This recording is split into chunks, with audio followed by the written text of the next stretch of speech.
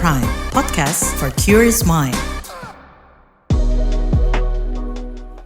Dunianya kan udah kacau ya, jadi kitanya aja yang di dalam tuh tetap zen gitu. I see. Jadi perkaya perspektif-perspektif positif terhadap hal-hal yang kita lihat sehari-hari. Tapi sulit ya kalau mau zen. Problemnya buruh kan yang dari tahun ke tahun adalah seputar kesejahteraan ya kan. Betul. Pertama, gimana mau zen kalau kesejahteraan kita aja tidak terpenuhi kawan.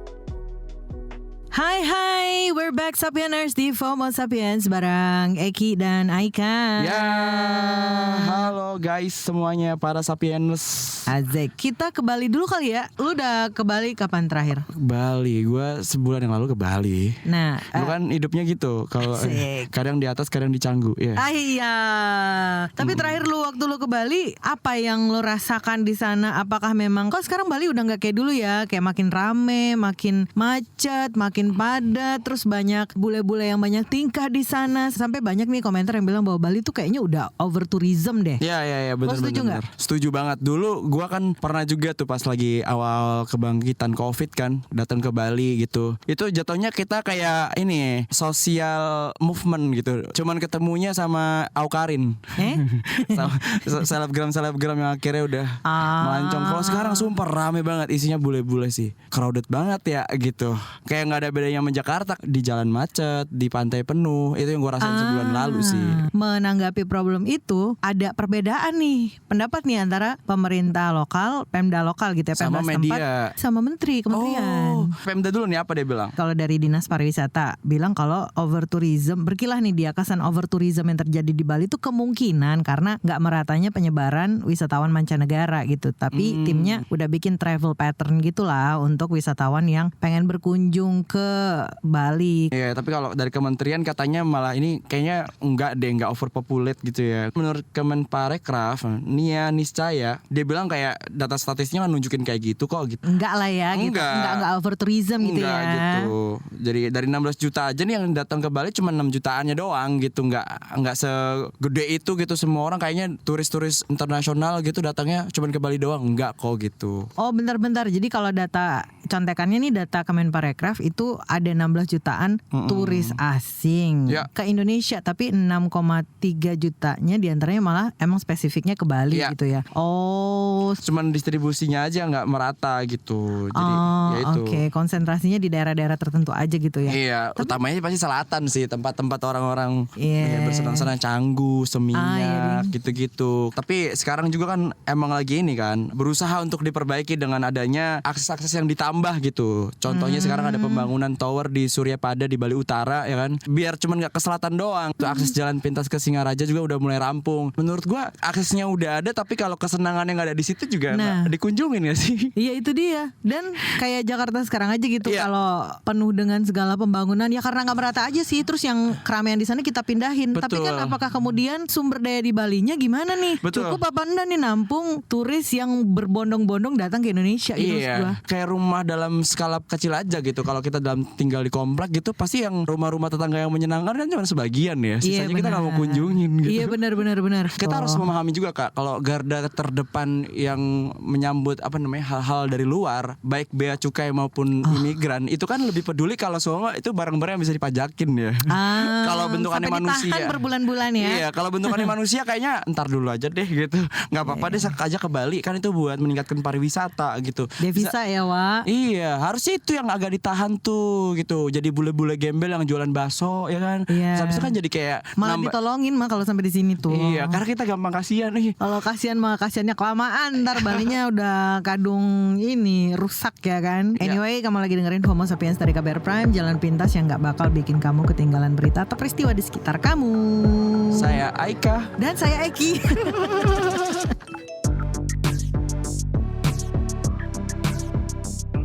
Emang perlu pemanasan ya. Dari tadi gue di depan agak belibet gitu ya. Semuanya emang harus dibakar dulu, mesinnya baru jalan. Sama perlu dibensinin, emang perlu dibakar kita semangatnya dengan apa tuh Ki? Dengan berita yang juga nggak kalah bikin kita gerah gitu. Dan dia juga nggak bisa berkilah gitu. Akhirnya mengundurkan diri ya. Seorang hijabers koket ya. Oh iya benar. Akhirnya mengundurkan diri dari beasiswa KIP ya.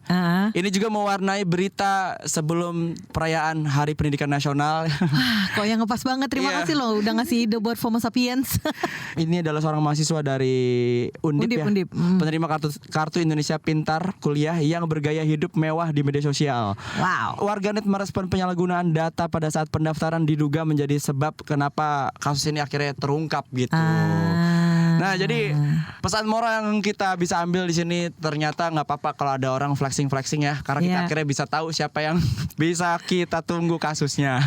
Malah lebih bagus sebenarnya kalau sekarang gue malah semakin menunggu orang-orang yang flexing di sosmed, karena itu semakin akan memudahkan netizen untuk menggunakan kekuatannya mencari tahu siapa dia dan apa yang sudah dia buat, dari mana dia dapat duitnya. Iya, dan betul ini ngebuktiin bahwa ternyata kinerja pemerintah nggak ada apa-apanya dibandingkan detektif netizen ya gitu maksudnya. Kita bikin aja, semua orang perlu validasi, mereka akhirnya memamerkan dirinya tanpa ya diminta gitu, akhirnya jadi bom waktu buat dirinya sendiri gitu. Dia penerima KIP kuliah, terus habis itu gara-gara kegap gaya hidup mewah gitu ya, terus habis itu sekarang mengundurkan diri. Tapi in the first place yang gue penasaran, kenapa pada akhirnya kok bisa KIP yang harusnya ditujukan atau yang ditarget tuh kan adalah mahasiswa miskin atau rentan miskin gitu kan. Jadi kayak kenapa yang hidup mewah itu kemudian kok bisa gitu dia dapat. Kalau tadi ada asumsinya bahwa ternyata rekam jejaknya si orang ini emang mendaftar KIP gitu-gitu. Sebelumnya dia tuh adalah orang yang emang belum glowing, bahkan ada foto before afternya. Wow. Netizen tuh sampai sedalam itu nyarinya gitu. Terus habis itu gitu, gue ngeliatnya gak iklan skincare gitu jauh banget. Dan wanita kan bisa sesulap itu. Ternyata juga gak cuman ekonominya doang, gak cuman wajahnya doang yang disulap, tapi ekonominya juga tersulap jauh lebih luar biasa gitu. Jadi ada peningkatan gaya hidup yang mungkin bisa jadi awal dia mendaftar KIP emang mungkin layak kali ya. Oh, yang ini loh kan sempat dia nge-tweet tuh si cewek ini kan dia bilangnya kalau pada masa dia mau daftar KIP itu orang tuanya tuh lagi ngutang gitu, banyak banget, jadi sampai hidupnya susah gitu kan, terus ya makin dihajar lah sama netizen ya kan. Betul. Dihajarnya juga karena netizen udah ngelihat songongnya dia bergaya gitu. Terus pembelaan dia adalah kan aku anak yatim, ayahku udah ninggalin utang miliaran bla bla bla bla gitu. Tapi dari keputusan dia akhirnya kan dia mengundurkan diri, bahwa artinya emang secara ekonomi udah mengalami peningkatan gitu. Ini jadi berasa kayak ini ya Ki, kayak bansos versi pendidikan gitu. Bisa ya jadi, bisa jadi kali ya. Kayak kita sering dengar kan kayak orang dapat bansos tapi itu sebenarnya nggak layak dapat bansos. Nggak tepat sasaran nggak tepat sasaran gitu. Nah sementara yang kayak gini di sisi yang lain, ketika mahasiswa ada yang penerima beasiswa KIP kuliah, tapi ada juga mahasiswa yang mendaftar memang dengan kondisi yang kekurangan tapi nggak lolos gitu. Betul. Jadi kalau dari kasus ini sebenarnya yang nge-spill dia ada juga beberapa diantaranya yang udah udah punya dendam gitu. Karena dia wanita ini adalah profil yang suka ngebullying orang, yang wajahnya kurang cantik buat dia kata-katain, dan itu di publik gitu. Jadi orang tuh kan kalau ada orang yang nyebelin terus habis itu dia nunjukin berprestasinya tapi dia itu nyebelin gitu. Ya ditunggu kapan jatuhnya. Ya kayak pejabat yang suka galak-galak zaman dulu kan, ditunggu kapan jatuhnya. Iya. Sekarang ada juga nih jatuh, nanti kita juga bahas. Nah tapi ada juga ternyata di dalamnya orang-orang yang emang nge-spill itu karena dia tuh ngerasa gua nih yang udah harusnya dapat nih, tapi kenapa gua nggak pernah dapat kesempatan itu, malah lu pada nih gitu. Itu yang ngebuat akhirnya kebuka semua gitu. Jadi menurut gua sih lembaga yang ngurusin KIP ini harusnya mungkin ada, namanya ekonomi kan bukan sesuatu yang stagnan ya. Itu selalu ada kenaikan dan penurunan. Mungkin ada monitoring selama 6 bulan gak cuma tentang prestasinya doang, tapi ekonomi lu gimana nih gitu-gitu. Keluarganya beneran gak? Kalau emang mungkin udah membaik, ya mungkin bisa dialihkan untuk yang lain gitu kan. Contohnya teman gue dulu yang akhirnya ekonominya jauh lebih baik gitu, terus karena prestasinya naikin penghasilan dia pas di kuliah, dia akhirnya ngundurin diri gitu. Karena udah gak pantas aja ke parkiran bawa mobil, tapi dia masih penerima beasiswa miskin tuh. Jadi kayak udah ada kesadaran diri. Tapi kan itu kembali kepada kesadaran diri ya Wak, gitu kan. Kalau misalnya semua bisa begitu, gak akan ada yang begini-begini nih gitu sayangnya. Contoh itu kan gue cuma punya satu doang ya. Padahal gue dari banyak banget orang-orang yang gue temuin adalah orang-orang yang bidik misi atau KIP juga. Gue juga dapat beasiswa itu gitu.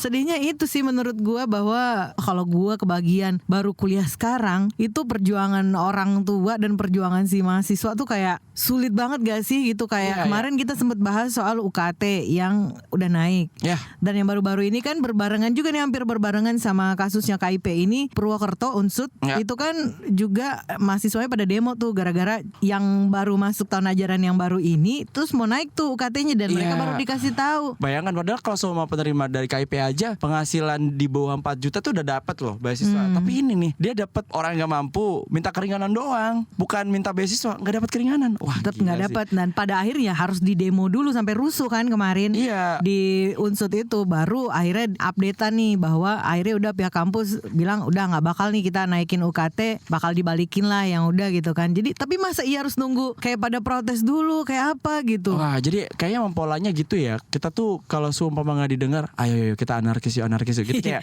kita pinjem kata anarkis tuh ketika udah mulai kayak harus ada alarm gitu loh. Kayaknya udah nggak didengar nih, tin nyala tuh si sinyal anarkis itu, habis itu baru jalan. Tapi mau sampai kapan nih pola pemerintah atau yang berkuasa itu ngedengerin yang di bawah tuh? Bedanya cuman mereka bukan takut demonya sih Kak, takut sama kameranya. Oh Iya. Iya. viral deh gitu. Iya kan sebenarnya yang mereka pikirin pas di Purwokerto nggak ada lah kamera-kamera yang jernih kameranya gitu. Ternyata jernih juga ya. Terus Iya, jangan masuk kau ke- kira ya Iya, kan. kayaknya nanti ya orang-orang yang harus mencalonkan jadi ketua BEM tuh selain ditanya kemampuan leadershipnya, itu harus ditanya HP-nya apa gitu. Jadi karena dia tuh adalah pusat-pusat bersuara gitu. Gara-gara lu tadi nyebut handphone, gue jadi ingat juga nih.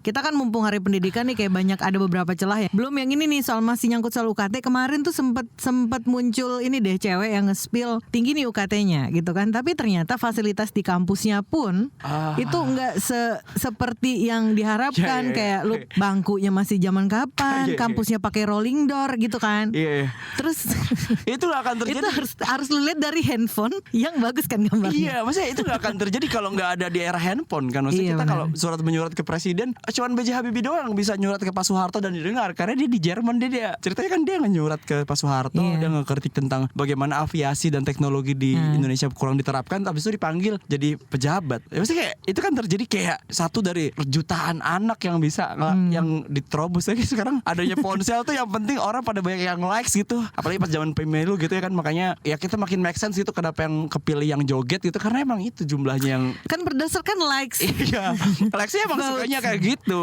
Ya kan, ya kita Iya. mau bilang apa gitu ya udah kita jalanin aja. Iya, positif negatifnya kita terima semua lah gitu. Betul. Dari yang didapetin. Kita ngomongin soal pendidikan bahwa ternyata KPK nyatakan skor integritas pendidikan 2023 sebesar 73,7. Nah. Artinya masih koruptif. PR masih banyak banget ya. Mungkin salah satu tadi soal itu Iya, ya. yang bahwa lu bilang. Ngapain UKT lu tinggi-tinggi tapi ternyata kampus Betul. lu Syukurnya ada orang-orang yang akhirnya ngebantu KPK ya. Itu kan nge-audit juga ya. Gimana nggak korupsi ya? Maksudnya, jujur adalah langkah awal melawan korupsi. Kayak jujur, menurut gue berani sih. kasus-kasus korupsi di dunia pendidikan tuh mulai dari gratifikasi sampai pungutan liar, termasuk juga kasus plagiat yang masih tinggi coy. Waduh. Ini bulan April kemarin asisten profesornya bidang ekonomi politik pembangunan di University of Cambridge, Ilyas Alami itu mengaku kalau mahasiswa Institut Teknologi PLN, ITPLN Jakarta itu minta maaf atas kasus dugaan plagiarisme. Terus ada juga masih di bulan April Dekan Fakultas Ekonomi dan Bisnis UNAS Jakarta itu dituding mencatut sejumlah nama dosen di Universitas Trengganu dalam laporan jurnal ilmiah coy. Ya sesuai dengan Jadi kayak- pepatah men. Sesuai dengan pepatah, guru kencing berdiri, murid kencing berlari gitu. Di sini kan udah lengkap tuh antara yang di atas sama yang di bawah Iya. gitu. Ya tadi dari sisi koruptif, KIP kuliah yang kita juga harus kritisi gimana ngefilternya gitu ya, sama gimana monitoringnya. Ya pendidikan masih banyak PR-nya lah ya. Beberapa orang yang di KIP ngaku katanya rumahnya nggak sampai didatengin orang buat disurvey. Itu kan nggak ke lapangan oke. gitu. Karena emang sebenarnya mungkin karena siapa yang mimpin ya. Jadi pendidikan kita sesuai aplikasi aja gitu. Nggak perlu disebut namanya lah ya. Kita sudah tahu ya. Kita mah cuma nyindir-nyindir tipis aja. Iya. Tugas kalian nyari jauh lebih dalam Betul. gitu. Kita Biar nggak FOMO aja kalian kan. Betul, tetap di FOMO Sapiens makanya. Iya.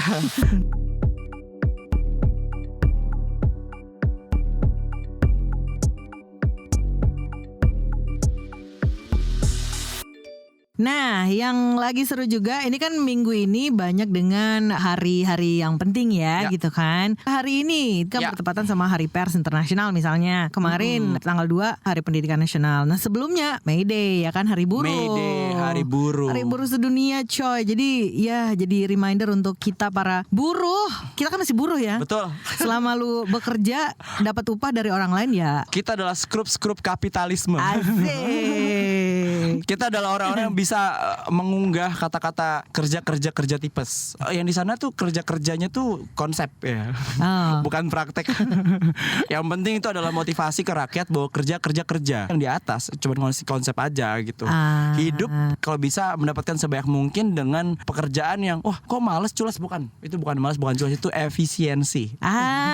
Itu dia. Bagus ya. Kita harus punya pikiran yang lebih optimis karena dunianya kan udah kacau ya. Jadi kitanya aja yang di dalam tuh tetap zen gitu. I see. Jadi perkaya perspektif positif terhadap hal-hal yang kita lihat sehari-hari. Tapi gitu. sulit ya kalau mau zen. Problemnya buruh kan yang dari tahun ke tahun adalah seputar kesejahteraan ya. Betul. Kan pertama. Terus habis itu perlindungan. Gimana mau zen kalau kesejahteraan kita aja tidak terpenuhi, kawan? Iya, makanya tiap tahun tuh dikiranya ya udahlah mereka cuma menuntut di 1 Mei doang gitu. Jadi tidak pas itu doang gitu ya. Padahal ini kan sebenarnya adalah peringatan di mana kita memperjuangkannya tiap hari. Tapi nih gede-gedeannya di sini. Nah dianggapnya ya udahlah hari libur aja. Mereka cuma butuh libur sehari aja. Habis itu kita kuras lagi aja. Kayak kemarin nih isu-isu yang rame eksploitasi anak magang itu jadi suara yang sangat besar di May Day kemarin. Banyak banget wajah-wajah yang muda yang unyu-unyu gitu. Gue baca ada tulisan gitu, Romusa dan Rodi sudah dihapuskan, muncullah kata internship. Wah, halo anak-anak magang, apa kabar? Gimana magangnya? Iya, magang adalah cara terbaik untuk mendapatkan KPI dari orang yang dibayar murah.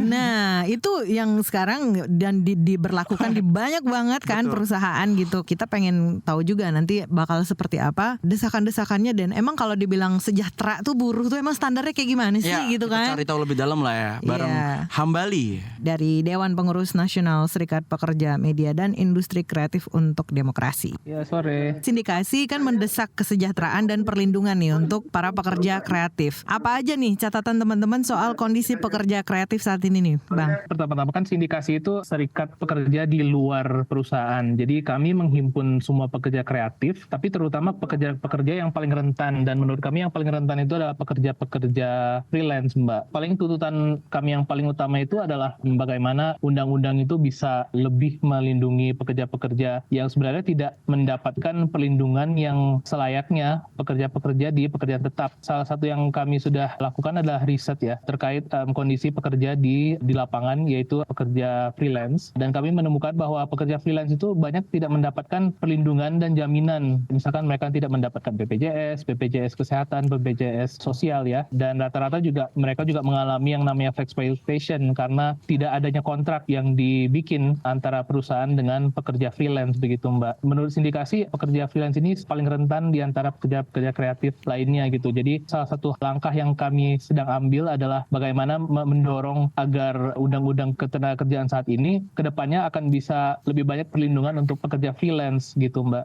Nah, kira-kira nih apa nih perlindungan yang bisa kita harapkan nih ke depannya? Apa standarnya? Apa yang kami tuntut itu hak-hak normatif pekerja freelance sih dan pekerja kreatif pada umumnya, karena mengingat ada masih banyak hak normatif pekerja yang masih belum dianggap serius gitu oleh pemberi kerja, terutama perusahaan ya. Setiap pekerja berhak berserikat walaupun dia tidak bekerja dengan perusahaan, jadi serikat di luar perusahaan seperti sindikasi gitu ya. Jadi setiap pekerja dikasih hak untuk berserikat. Juga ada hak-hak normatif lainnya seperti THR itu dibayar sesuai peraturan yang berlaku. Menurut kami pekerja freelance itu juga pekerja, jadi walaupun dia tidak mendapatkan THR layaknya pekerja tetap, dia juga harus ada sebuah sistem, entah itu di kontraknya atau di PKB, itu diatur jadi agar walaupun dia bekerja misalnya 3 bulan, 1 bulan, itu juga tetap dibayar THR-nya. Dan selain itu juga hak-hak normatif lainnya seperti pekerja perempuan misalkan atau pekerja ibu gitu. Jadi mereka kalau misalkan pekerja ibu yang mempunyai anak, disediakan daycare gitu di tempat kerjanya, atau mungkin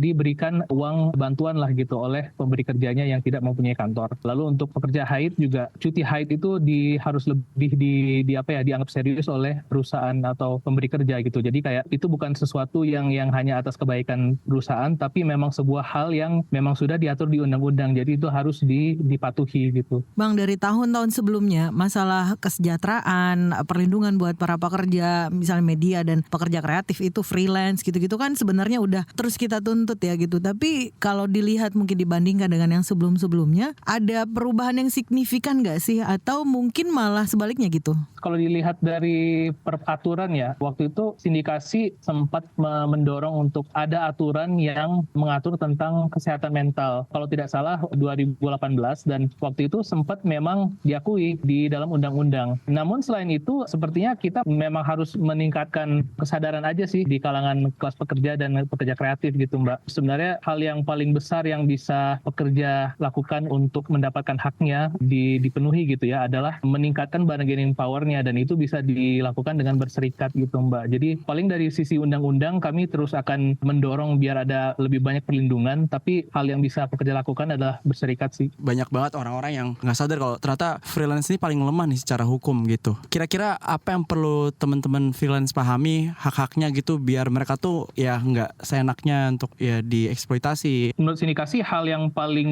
kuat untuk freelancer itu adalah meminta kontrak sih dengan jadi saat melakukan pekerjaan tidak lagi dengan by WA atau by lisan, tapi memang harus ada kontrak, dan kontrak itu harus mengacu kepada undang-undang ketenagakerjaan. Hanya dengan itu pekerja bisa terlindungi gitu, pekerja freelance bisa terlindungi kalau misalkan haknya tidak dibayar atau misalkan dia di PHK, karena memang itu semua sudah tertuang di dalam undang-undang. Nah itu kalau untuk freelance ya. Nah kira-kira kalau untuk yang anak magang itu gimana ya? Lagi banyak nih ya kalau soal intern gitu kan lagi banyak jadi kasus juga nih. Ya kalau magang memang itu juga menjadi topik yang sering kita bicarakan ya, dan memang banyak yang mendorong juga dari kawan-kawan di sindikasi bahwa magang itu kan sebenarnya juga terhitung pekerja ya. Jadi karena dia mendapatkan arahan dari pemberi kerjanya, namun dia tidak mendapatkan upah. Jadi seharusnya didorong agar pekerja magang itu dianggap pekerja gitu. Jadi dia juga harus dibayar. Jadi harapannya sih ke depannya magang itu tidak dianggap sebagai sesuatu pekerjaan yang tidak berbayar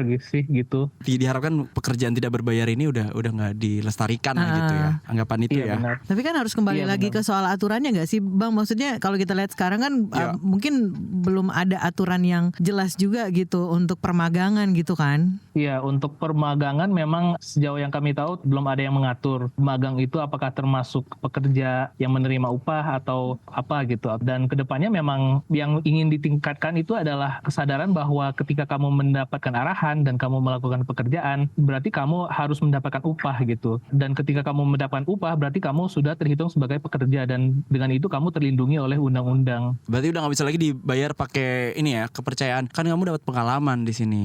Harusnya itu dibayar nilai gitu-gitu, dikasih experience. Berarti apa aja nih hal-hal yang kita bisa desak baik ke perusahaan maupun ke pemerintah gitu? Karena sudah ada undang-undang ketenagakerjaan dan ada PP juga gitu, yang semuanya mengatur tentang bagaimana sih memenuhi hak pekerja, entah itu THR, entah itu pembayaran pesangon ketika PHK. Namun ya kembali lagi kepada garis besarnya bahwa pekerja itu dia terlindung undang-undang dan dia memiliki hak normatif yang harus dibayar. Dan pekerja itu terhitung pekerja karena dia melakukan pekerjaan dan dia mendapatkan upah. Paham seperti itu harus dipahami oleh semua pekerja ya, pekerja kreatif dan pekerja lainnya. Hanya dengan kesadaran itu barulah secara undang-undang bisa didorong nih kira-kira aturan mana yang kurang. Lalu ketika aturan yang sudah ada, apakah sudah bisa di-enforce ya secara praktek gitu.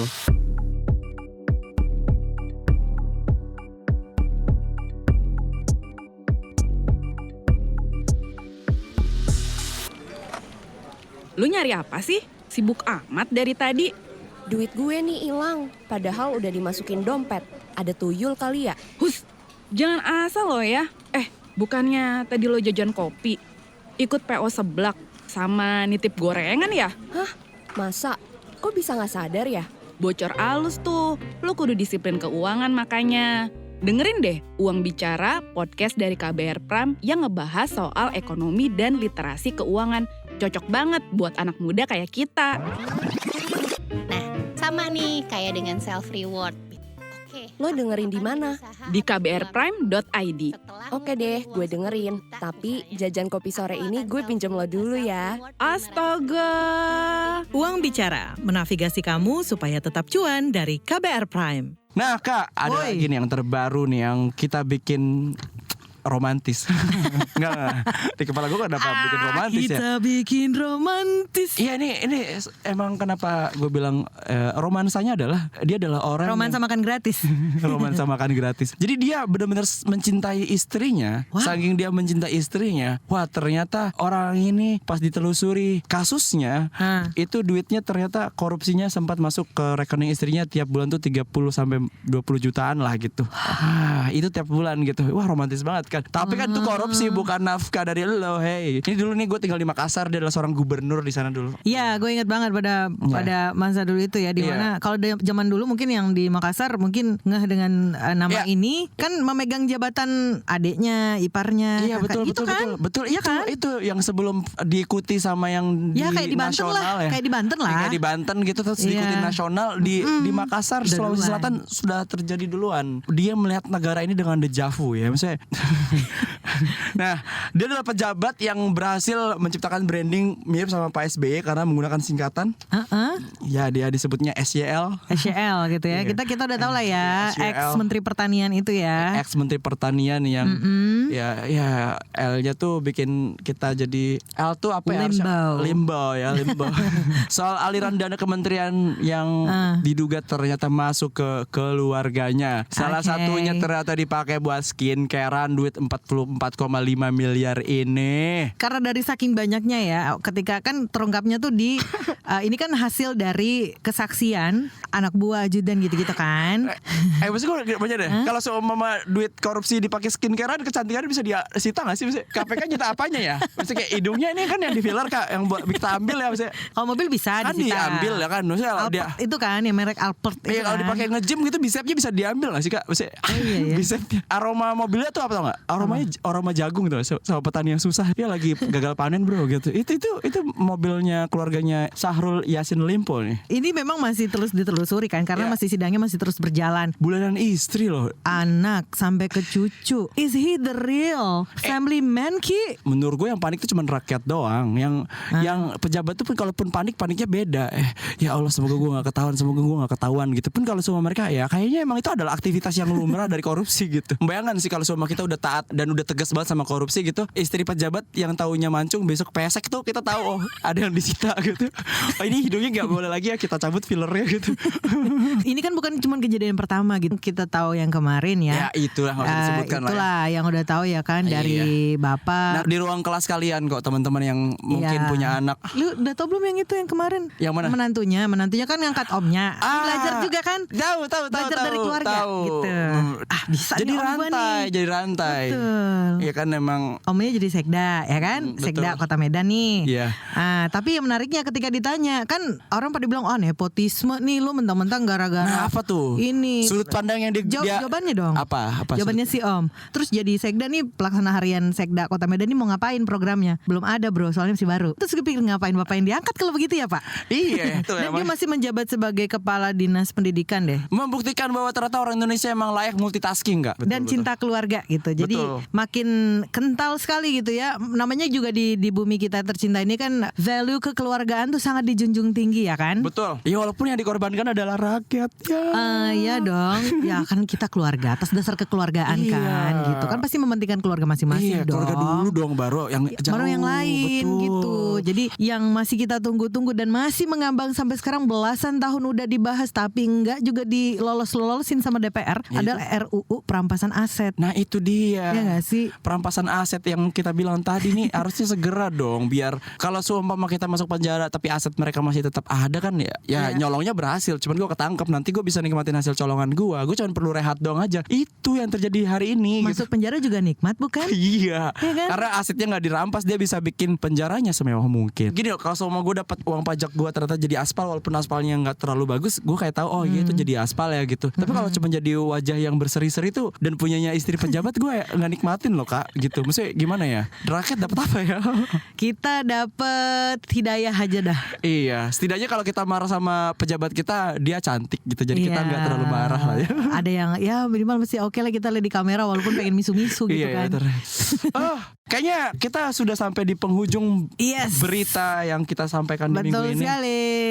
Ya tentunya Sapieners jangan sampai ngelewatin FOMO Sapiens setiap minggunya di hari Jumat ya. Betul sekali. Ya jalan pintas untuk melepaskan dirimu dari FOMO. Kita ketemu lagi minggu depan.